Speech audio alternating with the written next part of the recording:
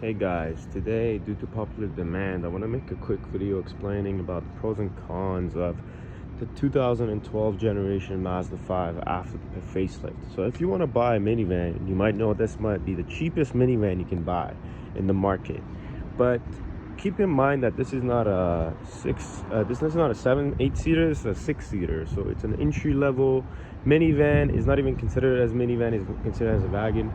And let me get in some points and some issues that these cars have, beginning with the space. It's a very small car for a minivan.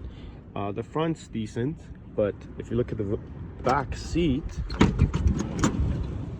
these two passengers have a right amount of space, but this is how you get into the third row, and the third row is extremely small. If the person in the front has a little bit of a leg room, the people in the back, the third row, have no leg room.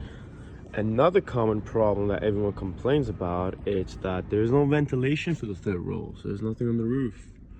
And all you got for the back seat is these two little fans that are too weak to do even anything. And the air conditioning system in this car is actually the same as the 2012 Mazda 3, the engine as well, the 2.0, the GT model. So that's supposed to cool a small car, and this is a very large car compared to the Mazda 3, and it barely works when the car's hot. Like it's very hot outside, the AC doesn't do much. And another common problem with these cars, or complaints, is again lack of space. This is your trunk space, that's it. When you have the third row seats up, there's all the trunk space you get, like nothing. So you either have to have trunk or no third row seat. But when you fold them down, it's pretty decently spacious for moving stuff. But again, this is an entry level. The price is very low compared to like other minivans like a Honda Odyssey or Toyota Sienna. And another thing is road noise. These things have a lot of road noise. The suspension is not the greatest, and like on bumps and stuff, these cars make a lot of noise. The plastics are very cheap, and you can hear rattles everywhere. Another thing to consider before purchasing one. But now I want to mention a couple of the maintenance issues that I had to deal with in the past 2 years of me owning this car, or 50,000 60,000 kilometers I had this car. This currently has 212,000 kilometers on it, and it's been through quite a lot of wear and tear, you can tell. Let's start with saying that the brake calipers on high kilometers, the calipers start seizing themselves, and this is a common issue with this generation of Mazdas that was built with ownership of Ford at the time. There's a lot of suspension issues with these cars. One, the brake calipers seize, and when you go do your brake job, calipers, you have to change the calipers too. Like for example, the front brake pads, I did these 3 months ago, and one day I was driving and my right brake pad, my caliper just seized, and the wheels started shaking and the brakes were heating. Even though the calipers were pushing back, the pistons pushed back 2 months ago, no problem, I had to change the front calipers as well. The rear calipers, when I did the brakes, they were all seized. I had to change them as well. The bearings on these cars are very bad. When you reach 200,000 kilometers, you will start having your bearings go out. I had to change 4 bearings on this car. All corners around, the wheels were wobbling and they were not passing the safety inspection. Another thing was my front shock blew out on this car on the driver's side, which is the most common area. I had to change the front shock, and my sway bar link also, the ends went out, it wouldn't pass safety inspection. I had to change those as well. Another common issue on this car is rust. These Mazdas, this generation, is cheap metal. Everyone knows that they rust very well. And the one thing that is very common is the exhaust system on these cars will fall out and they start leaking. I had to change anything from my catalytic converter back. I had to put a custom exhaust because the OEM was too expensive, and it's actually very hard to find parts for these cars. A lot of the aftermarket part sellers don't even have this car in their database. When they put in, nothing comes up. So keep that in mind. It's hard to locate parts for this, and like there was no exhaust, so I had to make a custom exhaust for it. And another thing you want to consider, again, that goes down to rust, is that the frame on these cars rust very well and easily. So when you're buying one, make sure that the frame is solid. You got to check all the frame, the jacking points, make sure the jacking points are solid. There's nothing wrong with those. That's another thing to consider.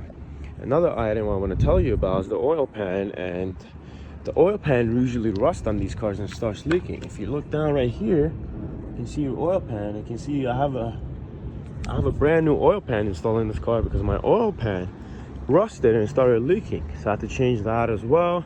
It wasn't expensive. It cost me like roughly $100 for the part and gasket, and I did it myself. But that's another thing to also consider. And let's get onto the hood. So as I mentioned previously, this car comes with a 2.5 liter that you can also find in the Mazda 3 GT. But the difference is that car is much lighter. So a couple of the common issues here is the transmission control module, which is located under the battery box on these cars, overheats over time and age, and they go out without a warning almost. And that's not cheap. It's like $700 transmission control module, which you should keep in mind if you're purchasing one of these cars with high mileage. And again, brake lines are important to check because these cars rust easily. Brake lines might blow out. I didn't have a problem with those, but I had to change the rubber part of my brake lines when I did my calipers because I couldn't reuse the old ones.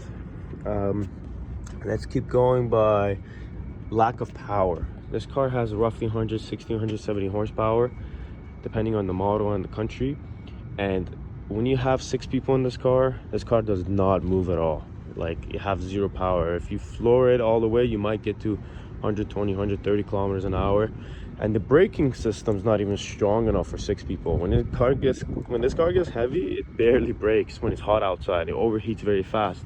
It's not a very well-designed car all around. And as I said, the AC doesn't work that well when there's too many people in the car. So you got to keep these things in mind. And again, even though it's a 4-cylinder, the same engine, I also have a 2012 Mazda 3.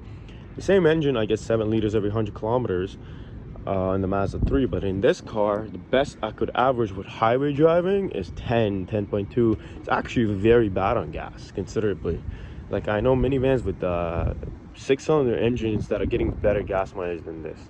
That's another thing to consider, that you're not going to be getting as good of a gas mileage. People get sometimes 11, 12, 13 in the city with this. And I average like 9, 10 on the highway with no one in the car. So that's one thing to consider. And yes, my spark plugs are new. I've done a lot of maintenance. And one of the things that people neglect on these cars is transmission fluid change. I would definitely consider changing my transmission fluid until it's red, so drain and fill a couple of times.